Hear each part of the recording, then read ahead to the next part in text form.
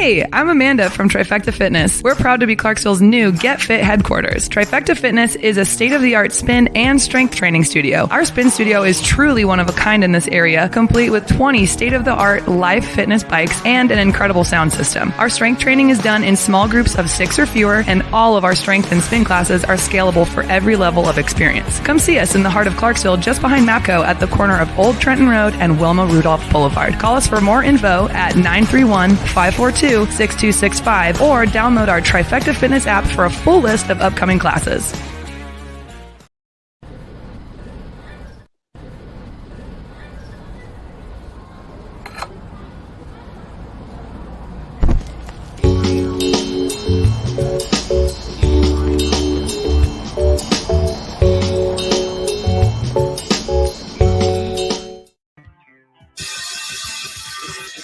All right. Welcome back. If you're a veteran and you're struggling or feel like you are leading a path towards the darkness, stop and think about those who are around you. Think about how they truly value you, how they will miss you. You are not alone. You need to talk to someone. Someone will listen to you. If you feel like you'll be a burden to someone, or you don't feel like you should put that weight on your inner circle, call the hotline at 988 and take option 1. Don't make a permanent solution to a temporary problem. If you're a new listener, thanks for joining us. Please subscribe to our show on your favorite podcast apps. And don't forget to subscribe to our YouTube channel at _MisFitNation. It's _MisFitNation. This will keep you up to date with our latest news, episodes, and of course, our great guests. Our next guest is the director of humanitarian organization, popular speaker, and the author of 2 books. Her first book, Cry Until You Laugh, is about her and her husband's battle with cancer after being diagnosed just 4 months apart. Her second book, Love Is, chronicles her year-long quest to figure out the true meaning of love. A sometimes funny, sometimes scary, always enlightening journey that has led to her life-changing discoveries found mostly on the streets of Haiti. So without further ado, let's welcome author, speaker, lover of people, and black licorice, Kim Sorrelle. Welcome, Kim. Thank you. Thank you so much for having me. So great to be with you guys. Oh, it's great to have you here. I'm glad we're able to connect. And I forgot to introduce co-host Sam's on today. And Sam, go ahead. You can give yourself an introduction too. Oh, me. Jesus, you didn't prepare me for that, Rich. Hi, guys. I'm Sam. Hopefully you'll be seeing me a little bit more when I can. Full-time mom here, so I got a bunch of kiddos running around, so hopefully we don't hear any screaming or crying in the background. I'm sure that'll be fine. Kim, I just gave a quick blurb of you. If you don't mind, give us a little more about your background from as far back as you want to go to how we got here, and of course, tell us about black licorice. Okay, yeah, sure.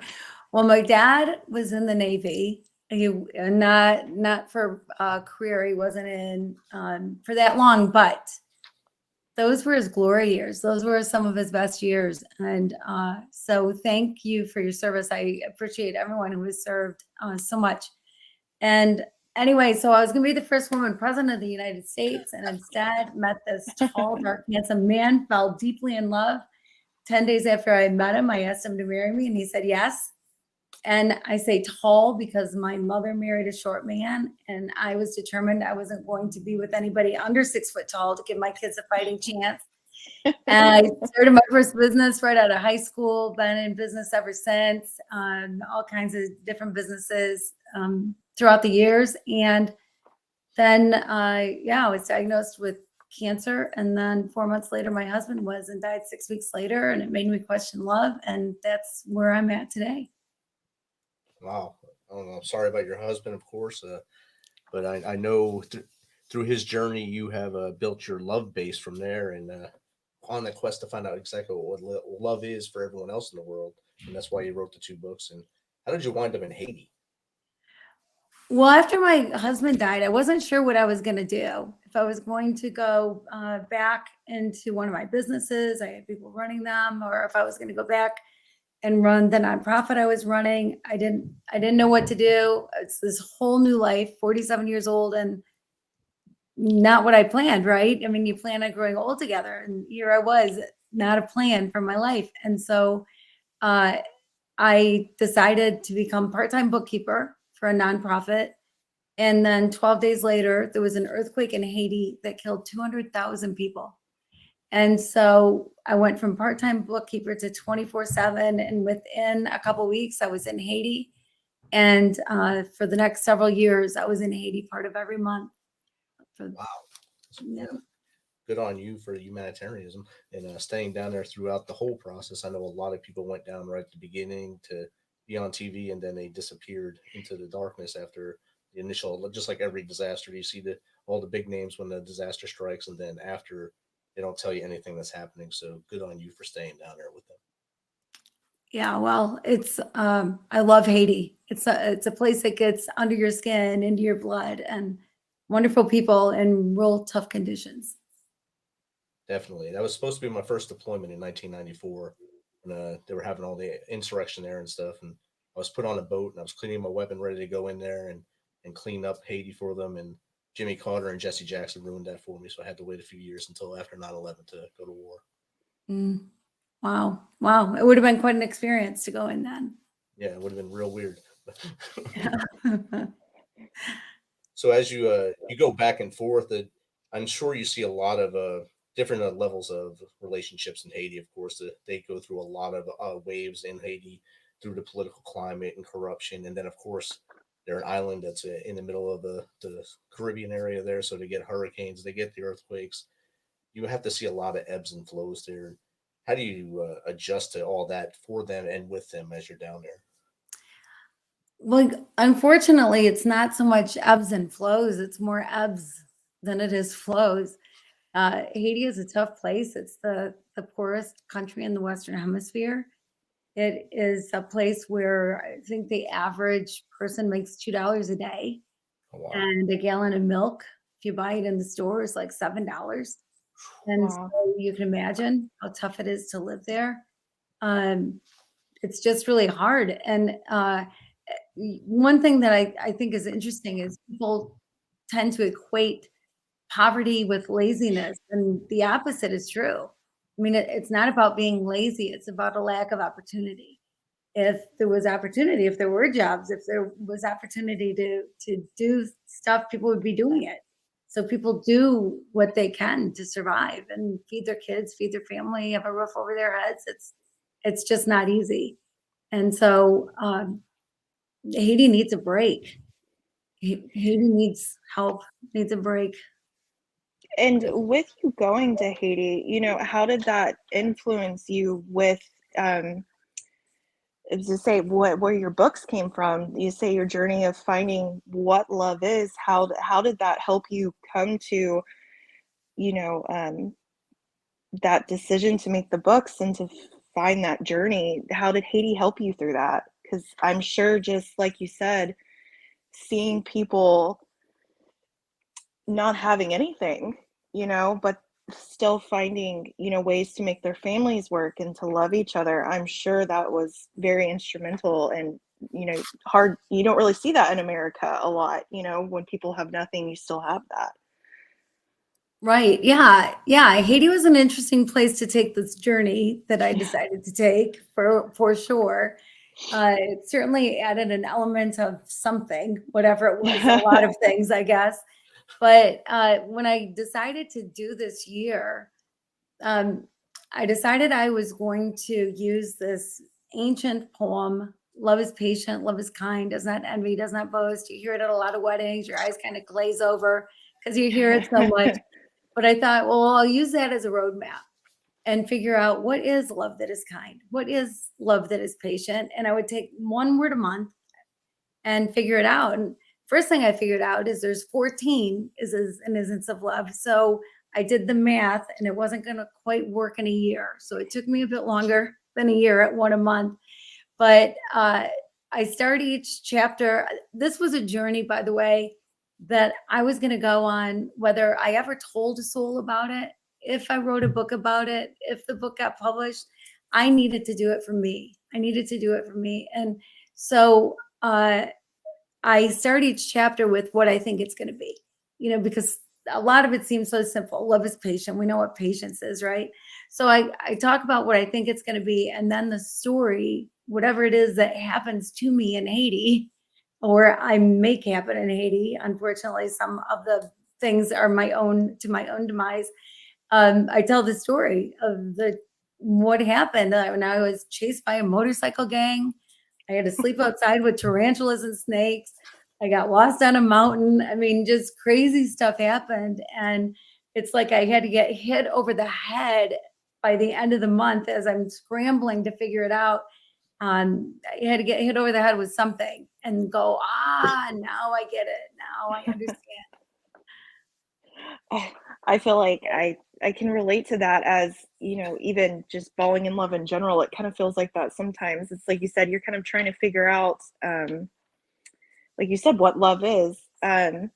So what surprised you the most about this journey that you went on? Because I think that's awesome that you did that and dedicated that whole year. So what surprised you the most through the whole entire journey? Well, one thing that really surprised me is that I was able to do it. I have a hard time going to a restaurant and committing to an entree, let alone committing to a year of doing something. So, that was kind of a surprise for me. But the thing that was so surprising is that love was not what I thought it is. Not what I've been taught. That, we learn love from our parents, from our grandparents, whoever, the people that influence us in life. And not everything done in the name of love or said in the name of love is love. And to find out what love really was earth shattering. It changed my life, changed the way I look at people, the way I look at myself, the way I look at the world. And so there are myths about love, things that are sort of common beliefs about love. Like Sam, you talk about falling in love, right? So you find your person, you fall in love, whatever. And then you get married. But before then you might do some counseling and they'll say, oh, well, love's a two-way street. And, they'll put a number on it, right? It's got to be 50-50. It's got to be 100-100. Well, neither one of those things are true. There's no number to love. And it's not a two-way street. It is a one-way street. Love is not a transaction. If I give you money and you give me a pair of jeans, that's a transaction. If I give you love to get love, that's a transaction. Love doesn't do that. You give love, period. Because you have no control over anybody else. You just give love. It's up to you to give love, no matter if you get it back or not, without any expectation of getting it back. That's awesome. Yeah, I mean, for me personally, you're hitting the nail on the head, because it took me a long time to kind of figure that out. It's like you said, coming from harder backgrounds, divorced parents, never really seeing good examples, it does take a lot to figure that out. And, for me personally, I was doing the 5 love languages and, kind of like you said, just trying to really figure out what it means. So what's a good story that you have that kind of brought you a new understanding of love? Do you have any good? I'm sure you have so many stories that you could tell us. We could probably sit here for hours, but what's one of your favorite ones that pops in your head? Well, one of the ones I was dreading was love doesn't keep a record of wrongs. And I was dreading it because, we might forgive people, but we don't forget the things that happened to us, right? It's not like you say, oh, I forgive you, and then your memory is wiped away, right? Right. And so I was working on it that month and coming up with nothing. And then I got a phone call from a man in the US who wanted to see this water project that I'd been working on in Haiti. And so he wanted me to show him. So he brought over 7 other guys. So 8 guys from the US, and then 2 of my Haitian friends who also happened to be men joined us to translate, and they knew the water project inside and out. And we drove out to the countryside, and we got to where we were staying, and there was just a little building with 2 rooms, and each room had 4 twin-size beds, 8 American men, 2 Haitian men, me. So the math. But we brought 2 cots and we brought an air mattress, and there was some room in the rooms. We could move stuff around. So I'm thinking, we're okay. No big deal. You make do. Well, the head of the American men said, Kim, can I talk to you? I'm like, sure. And he said, did you see the rooms? And I'm thinking, buddy, there is nothing else to see. I mean, this Yeah. is a little building. I don't know. Yeah, I saw the rooms. And then I thought, oh, he's asking me because he's going to think that I want my own room. So I'll sleep. I would say, well, it's okay. I'll sleep outside. And then he'll say, well, no, if anybody should sleep inside, it should be you. And I'll say, well, I don't care if there's other people in the room. And he'll go, great, because there's only so much space. So I said, well, it's okay. I'll sleep outside. And he said, oh, good, because we've got men on this trip that would not be comfortable with a woman in their room. Haiti is hot. It is hot in Haiti. You go into the room to sleep. That is the only reason you go into the room. What can possibly happen after you fall asleep? I mean, I wear pajamas to bed. I had no idea where this guy was coming from, but I kind of put my foot in it, right? Like I said I was going to do it, so I had to do it. So I looked around and I saw this piece of plywood that was held up by, some wooden structure of some sort. I thought, well, if I sleep under there, at least if it rains, I won't get rained on. But I got to tell you, I was scared to death because there are snakes and there are tarantulas and chupacabras or whatever it is that is lurking in the bushes of Haiti. And so I was so afraid that I would be dismembered or poisoned or, did Haiti have the anti-venom to whatever was going to bite me in the night? Or I get airlifted to Miami in time to save my leg. I mean, I just didn't know what was going to happen. So the first night I blew up the air mattress, put it under, and the air mattress held air for about an hour. And then I was sleeping on gravel.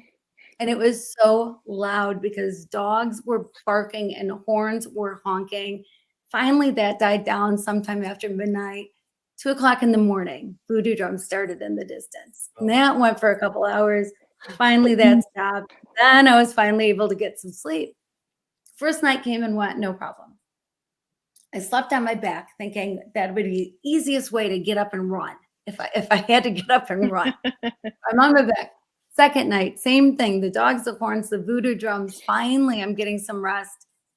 And then I woke up because there was something on my leg. Oh, man. And I had no idea what it could possibly be. And I was scared to death at what it might be. And so I slowly lifted my head and I slowly opened my eyes. And it was a chicken. There was a dang chicken on my leg. And I didn't know whether to be happy because it wasn't something worse or mad because it woke me up from the little bit of sleep that I was getting. I shooed it away. Third night came and went, no problem. Fourth night, again, I'm sleeping on gravel. The dogs, the horns, the voodoo drums, finally sleeping. But again, I woke up because there was something on my leg. And again, I was shaking. I was scared to death. And so again, I did not jerk. I slowly lifted my head and slowly opened my eyes. And again, it was the dang chicken. And again, I didn't know whether to be happy or mad because I was getting no sleep that whole week. But the good news is we had chicken for dinner that night. So the fifth night came and went without incident. All was well. And I got to say, at first I was bitter. I was mad at these guys. I thought, who do they think they are? Yeah, I'm a different gender, but I am a human being. And I felt like I was kind of being treated as subhuman, right?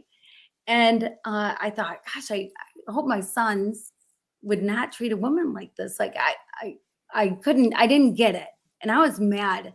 And then I realized, bitterness only hurts me. They have no idea I'm mad, right? And so it was only going to eat away at me. And I thought, oh, I'm working on love doesn't keep record of wrongs. And I went, oh, now I get it. Now I get it. We don't forget the things that happen to us. We don't forget. But the narrative changes. The tone of the story changes. So instead of, oh, these rotten guys that did this rotten thing to me, now it's just this funny thing that happened. And I could literally sleep anywhere in the world and be perfectly fine. So it's that, because with every story, we get to determine the tone of it, right? And so that is love that doesn't keep record of wrongs. You change the narrative. Wow. Thank God for chickens and not being tarantulas. Right. Yeah. That's I'm sure you got a nice music thing you can keep in your room now that has the voodoo drums and the dogs that barked and help you go to sleep at night. Right, right, right. Yeah, yeah. I live in Michigan and it can get real cold here, but I still prefer to sleep outside. Just kidding. No, I am in the warmth and away from the snow. It just is pretty, but that's about it. Yeah. I've seen in your bio, there's a lot of things talking about like two opposite sides can get along together, and that's something I think the world needs nowadays. We have people that think if you're on one side of the aisle, you can't talk to someone on the other side of the aisle, and I think that goes along with everything that you do because you say it on here, but Republicans, Democrats, they can't talk to the same language with each other, but they're trying to do the same thing in weird ways. They try to do the same thing without saying it. They don't want to say it in public, and I think you have vaxxers and anti-vaxxers on there as well. There's no evil there. It's a choice. And how do you approach people that are different than you and just keep that calm? Yeah. Well, I think, in what real love is, real love, you just love people. You realize that that's your only job. All you have to do is love people. You don't have to fix them. There's no room for judgment. There's no room for discrimination. There's plenty of room for different opinions. And there's plenty of room for different cultures, different everything. And so when you really love the way you're supposed to love, you love yourself enough to allow yourself to be who you are created to be. And you love other people, you allow them to be who they're created to be. And we're not all the same. And no two people have walked in the same shoes. And we're all so unique and special. I think about the Mona Lisa. If it ever went up for sale, I don't even know, millions and millions of dollars, right? But it's because it's one of a kind. But so are you. We're all one of a kind. There's nobody that's ever been exactly like us. There will never be anybody exactly like us. We're unique and special. So each person is, and love recognizes that. When you love, you recognize that you haven't walked in those shoes, and let people be who they want to be. And different opinions are fine. That it's fine. It's fine. It's if everybody was like me, I'd probably be at war or unhappy or bored. I don't know what I'd be, but it's All good people that is- there's differences, right? But love takes away all those labels. Right. When I was in Yeah. So Afghanistan, and I had a leader that was just at me all the time because we're butting heads all the time about stuff. And another guy came in and said, "Why don't you just go have a Coke?" I said, "What do you mean go have a Coke?" He said, "Just go sit down and have a Coke and talk." That's all it took was just to sit and talk and find out we wanted the same things, just we're trying it different ways and going after each other, and we made it work. yeah, it's amazing what happens, right? When you actually listen to each other. Exactly. Yeah. Yeah. We should just start telling people to do that. Just go sit down and have a Coke and talk. And the sad part is if more people did that, there would probably be a lot less fighting in the world. Yeah, for sure. It For could sure. I happen. mean, yeah, absolutely. Because we're all in this together, right? And we want good. The majority of people want good things to happen, but just have different opinions on how to get there. In different approaches, yeah. And I had my first job out of the military. I worked for a nonprofit, and then there's a big divide in the nonprofit there. We had some veterans that worked there, and then a lot of 20-something-year-old females that never served and had no idea about the military. They were just getting a paycheck and thinking they were doing things and they were social justice warriors. One of them was supposed to be like my battle buddy that came in, and she was supposed to show me the ropes. And she just wanted me to listen to everything she said about how she wanted it. One day I said, "Let's just go get coffee and talk." And we spoke, and she left there crying after talking to me because she finally listened to somebody. And she changed her perspective on all of us that were on the other side of the table, all the veterans. And she started actually being the person down the middle. And I felt like that was my biggest victory at that job. Wow. Wow. That's huge. It's a huge thing to learn, a big thing to know, right? Like my very first month was love is patient. And that's what love is patient is. It's not patience. Like, we don't get all upset if our son can't find his shoes and it's time to leave for school, right? You keep your cool. But love that is patient says that this moment is the most most important moment of your life. What's in the past is in the past, and what's in the future is yet to come. And I'll tell you, for me, to practice that kind of love that is fully present with whoever it is that you're with, I had to practice that because I thought I was the grandest multitasker of all time. Like, I would win the trophy, I would wear the crown, because I could think of a meeting that I had later that day, who had to go to soccer practice, what I needed to get from the grocery store, and be fully engaged in conversation at the same time. And I learned quickly that it's not true. And things change when you are just fully engaged and you love that way. When you stop and you listen, which is exactly what you're talking about, because then you actually hear the words instead of assuming what somebody's going to say based on whatever label you've put on them or whoever you think they are. But you actually hear what they have to say. And most of the time you find out we've got a whole lot more in common than not. But you hear a whole lot of things that you'd never hear if you're in a conversation and you're only half there. Exactly. In my current job, there's an old man that works there, and he never listens to hear. He listens to speak. So I just wrote that on my board: listen to hear, not to speak. And I had it on my board for about 6 months before he realized what I was trying to tell him. So why do you have that up there? I said, look in the mirror, and then you can come back and ask me that question. And then now he doesn't speak at all, so it's a lot better. I think a lot of us use a lot of words we don't have to. Right. Yes. I just try my best to help people. My question I have, like, what was your favorite one to, we all, like you said, we all know the saying, love is patient, love is kind. Like you said, you hear it in weddings, you hear it on TV, you hear it everywhere. Everyone, I think, knows the saying. When you were going through it, what was your favorite, I don't want to say lesson, but which was your favorite one that you maybe before hadn't ever really sat and thought about? Well, all of them ended up being different than what I thought they were going to be. I could not predict a one. I thought I knew, but no, I did not know. So I would say one that had a huge impact on me was love is kind. You're kind to people. We do kind things. We say kind things, right? Well, when I was working on love that is kind, I went to a place that I love to go, the Home for Sick Children. It's run by Mother Teresa's order, the Sisters of Charity in Port-au-Prince. And I love to go to where the babies are, where there's just all these cribs, and I pick a baby to just go hang with for the day, to help feed and cuddle and change and whatever, and bond with. I just love it. So I went there and I saw this baby in this pink sleeper that looked like was just born. I mean, so young, so young. And I wandered over to that crib and just looked at this baby. And then as time went by, the baby's story unfolded. And so it was boy in the pink donated sleeper. Christopher was his name, and he was 3 weeks old. And standing at the end of the crib was his grandma, Natalie. And Natalie's only child, Christopher's mom, died shortly after giving birth to Christopher on the dirt floor of their one-room home.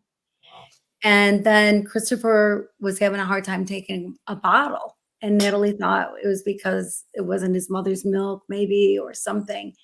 And he just got more and more lethargic. And so she walked for miles to get to the sisters, to get help for Christopher, her only family, right? And so she walked and then was staying there with this precious baby boy who had oxygen going to his nose and IV in his arm. And their best guess was that there was some sort of an obstruction that probably would be handled pretty easily in the US. But in Haiti, there aren't many doctors and there are fewer hospitals, and there's no money to get anything done. But because she was there, they made a phone call, and a doctor was put on notice that they'd be coming with Christopher at some point during that day to try the surgery, try to see what they could figure out. Well, at one point in time, Christopher stopped breathing, and we all stopped breathing. And then we realized there was a kink in his oxygen tube. And as soon as we straightened it out, he started breathing again, which was such a relief. But then we realized he needed a portable oxygen tank to get to the hospital. It wasn't that far away, but in a city with 2 million people and infrastructure for 40,000, getting anywhere takes a long time. And so I called everybody I knew in Port-au-Prince to find a portable oxygen tank. Some people went to go look for one, could not find one. Lots of people didn't have any idea where to even look for one, to even start. So we could not come up with a portable oxygen tank. So here's poor Natalie with her grandson having to decide, what does she do? You know, without oxygen, Christopher is going to die. Without surgery, Christopher is going to die. What does she do? And so she figured surgery was really her only option. So they pulled a van up to the closest door. And just in this flurry, one of the sisters took the oxygen off of his nose. Another one scooped him up in her arms, grabbing the IV bag, ran for the door. And I saw them just like in this blur of white habits. And then I turned around and Natalie was still there. And I'm like, Natalie, go. I figured she didn't know that she could go along. But then she pointed down at her feet and she had no shoes. And so she knew she couldn't get in the hospital without shoes. So I whipped off my sandals. I put them in one of her hands. I grabbed her by the arm, ran her out there, and she hopped in the van just as it was pulling away. And then I realized what love is kind is. So I'll never see Natalie again. I'll never get my sandals back. Love that is kind is no expectation love. It is doing kind things, being kind, showing kindness with zero expectation at receiving anything in return. You know, how many times do you hear somebody say, gosh, they didn't even say thank you? Or I went to their daughter's wedding, you know, where are they at mine? You know, or whatever. But when you really love, you want to show kindness. You want to do things for people. You want to be kind, but you have no expectation, zero expectation at getting anything in return. And I learned that day too. I mean, Natalie, we just bonded. She was so incredible. I think about her often. I love her. I adore her. I don't know what happened to Christopher. It breaks my heart to think about it. But what she gave me that day was so much more than a pair of sandals. And she didn't expect me to give her my sandals. She didn't expect anything from me. But she shared Christopher with me that day. She shared him with me. She didn't have to do that. And she showed me, she taught me what love is kind is. That's amazing. Yeah, well, I'm just sitting here. Wow, that's amazing. I was hoping Sam didn't start crying up there. No, I know. That's I was sitting there thinking, I'm like, she keeps going, I'm gonna start crying soon. It's just amazing.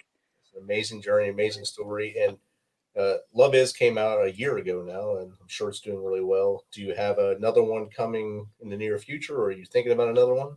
Yes, yeah, I'm writing Love Is for Kids. Oh, Because I think the earlier you can learn real love, the better your life is going to be. oh, that's awesome. And where can someone find get in contact with you or all of your work? Yeah, well, Kim Sorrelle, my last name is obnoxious. It has way too many letters. There's 2 R's, 2 E's, 2 L's. So it's hard to remember. SORRELLE. KimSorrelle.com is my website. But you can get there through loveis.info. Love Is, the name of the book is Love Is. So loveis.info. I'm all over social media. My book is available everywhere. It's available at brick and mortar stores. It's available online on Amazon, everywhere. It's coming out on Audible, which I love because I love Audible. So it's coming out mid-December on Audible. And it's type in Love Is, chances are I'm going to show up. Awesome. And Kim, if you can give someone that's going through like they're regurgitating the past and stuff like that, and they don't know how to find that happy medium of love, what advice would you give them? I would say that figure out what real love is and realize it's your only job. Just love. Just love. Doesn't mean you have to like everybody. Doesn't mean you got to go have coffee with everybody. You know, there's personalities that aren't going to go together, right? But you can love people anyway and be love to them and show love. And sometimes you got to walk away. If you're in a bad situation, if you're getting hit, if you're being abused in any way, you got to walk away. And to stay is not love. And to walk away is love. Because when you stay, you're enabling that person to continue in that behavior. You're not helping them to change in any way. And that's not love. You need to walk away. So keeping that in mind and keep in mind how special you are, that you have such great value, that you're the only you. You are the only you. You are unique and wonderful. And we can be so hard on ourselves, but we're created the way we're created. Embrace it and enjoy the ride and just figure out a way to come to that place of love. And life is just that much easier. Awesome. Thank you, Kim. Thank you for taking some of your time to hang out with us on the Misfit Nation. Thank you so much for having me. Thank you.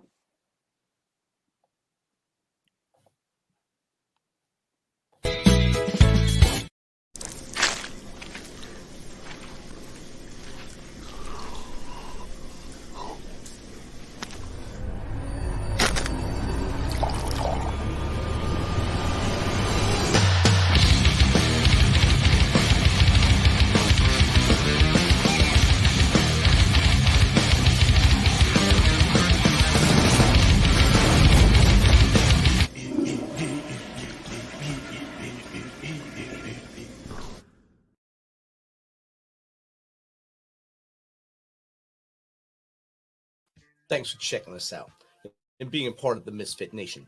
Don't forget to visit our website at themisfitnation.com. That's themisfitnation.com to catch up on all of our episodes and also to get some of that great Misfit Nation gear. As always, be humble, stay hungry, and keep hustling because we are